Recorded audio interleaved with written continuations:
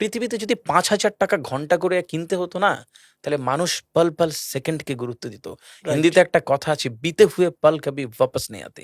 চলে যাওয়ার সময় ফেরে না। সুতরাং একবার যে জীবন যাপিত হয়ে যাচ্ছে, ওই জীবন আর ফেরে না। আফজল ভাই, দিন রাতের ২৪ ঘন্টাকে সেকেন্ডে ভাগ করলে ৮৬,৪০০ সেকেন্ড হয়। এক এক সেকেন্ড ১, ২, ৩ এরকম ৬০ বার হওয়ার পরে একটা মিনিট হয়, তাই না? ১ মিনিটে সভ্যতার মানচিত্র বদলে যায়, একটা দেশের মানচিত্র বদলে যায়, একটা বিরাট পৃথিবীর কালচার বদলে যাচ্ছে।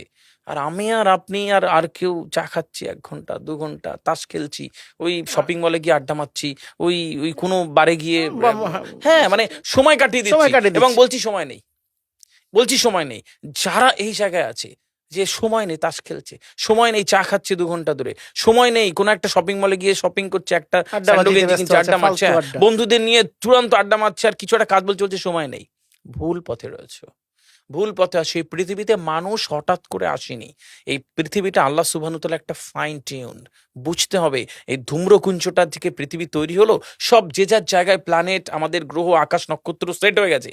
যদি সূর্যটা কোনোভাবে একটুখানি নেমে আসতো, মানব জাতি কয়েক সেকেন্ডের মধ্যে ধ্বংস হয়ে যেত। পুরে পুরে পুরে রক্ত ছাই নালী হয়ে যেত। যদি একটুখানি ব্যাসার্ধটা একটুখানি ছোট করে দেওয়া হতো, তাহলে মানব জাতি কয়েক সেকেন্ডে শেষ হয়ে যেত।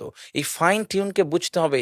এই পৃথিবীতে আমি আপনি এসেছি একটা পারপাস নিয়ে। এই পারপাসটাকে আমাদেরকে সঠিকভাবে খুঁজে বের করতে হবে। ইয়েস, এইটা যখন আমরা না করব, বিষণ্ণতা তো আসবেই। আপনি আজকে সিম্পল, আমার যারা দর্শক দেখবেন আগামীতে, আপনি রয়েছেন ভাইয়া, আপনি আপনি যেই বাসায় থাকেন, বাড়ি গিয়ে শুধু বেডরুমটা ভালো করে গোছাবেন, ব্যাস, আর কিছু না। সুন্দর করে বেডরুমটা গোছাবেন, দেখবেন ওয়াশরুম থেকে ফ্রেশ হয়ে আপনার ২ মিনিট বসতে ইচ্ছে করছে, আপনার ড্রয়িং রুম ছেড়ে আপনার বেডরুমে বসতে ইচ্ছে করছে।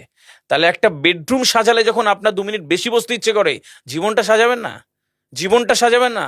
জীবনটা একদিন সাজিয়ে নিন। একদিন, আজকে রাতে ঘুমোতে যাওয়ার আগে আগামীকাল ২৪ ঘন্টার রুটিন করে নিন। সকালবেলা উঠবো, ফজরের নামাজ পড়বো, হাঁটতে যাবো ১ ঘন্টা, তারপর এই কাজ, সারাদিন এই কাজ করে রাত্রে যখন লাস্ট টিক মারবেন কোনো একটা কাজে আর বালিশে মাথা দেবেন, দেখবেন যে প্রোডাক্টিভিটি কাকে বলে। 15 ডেজ করুন, জীবন বদলে যাচ্ছে। সময় কাকে ব্যবহার করা বলে? এটাকে স্মার্ট ওয়ার্ক বলে।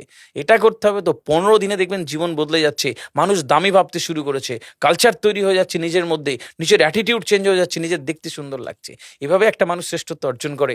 সময় ব্যবহার করতে হয়।